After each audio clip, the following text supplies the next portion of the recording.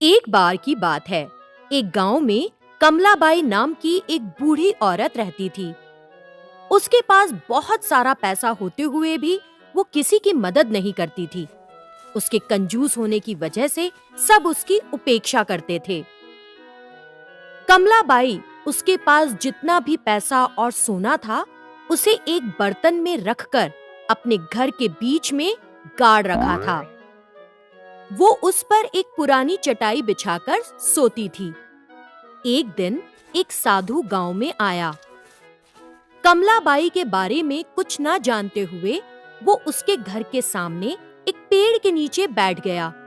साधु को देखा तो कमलाबाई ने सोचा कि वो उसके घर उसे लूटने आया है, तो उसने उठाया एक बड़ा सा डंडा और उसके सर पे दे मारा। अरे बदमाश, अभी भी मेरे पेड़ के नीचे बैठेगा? तेरी ऐसी हिम्मत! तुरंत वो साधु उठा और अपनी चीजें लेकर भाग गया। फिर उसने गांव के लोगों से कमलाबाई के बारे में पता किया। वो कमलाबाई, वो तो बहुत कंजूस है, किसी की मदद नहीं करती। बुढ़िया के पास पैसा बहुत है लेकिन देती किसी को नहीं। कमलाबाई दान दक्षिणा कुछ नहीं करती। सबसे एक जैसी बात सुनकर साधु को कमलाबाई पर दया आई और उसने उसे बदलने की सोची। उस दिन आधी रात को कमलाबाई के घर के सामने एक अनोखी घटना हुई। कोई एक काला मुखौटा पहने अपने सर पर 9 घड़े रखकर अजीब सा नाच रहा था। जब कमलाबाई ने पायल के घुंघरुओं की आवाज सुनी तो उसने एक बड़ा सा डंडा हाथ में लेकर घर का दरवाजा खोला।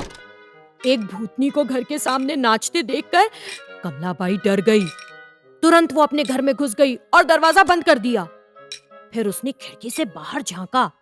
भूत के सर पर 9 घड़े थे और सबसे ऊपर के घड़े में आग जल रही थी। कुछ देर नाचने के बाद भूत ने सबसे ऊपर वाले घड़े को दिए के साथ जमीन पे फेंक दिया और बचे हुए 8 घड़ों के साथ गायब हो गया। जब कमलाबाई बाहर आई तो उसे घड़े के टुकड़ों के अलावा और कुछ नहीं मिला। तब कमलाबाई डर गई। मेरे घर में भूत आया था, मेरी मदद करो, मेरी मदद करो। क्योंकि कमलाबाई को कोई पसंद नहीं करता था, किसी ने उसके चिल्लाने की फिक्र नहीं की।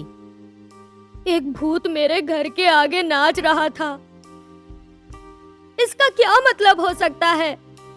मुझे बहुत डर लग रहा है। लेकिन किसी ने उसकी बातों पर ध्यान नहीं दिया, बल्कि उसकी तरफ देखा भी नहीं।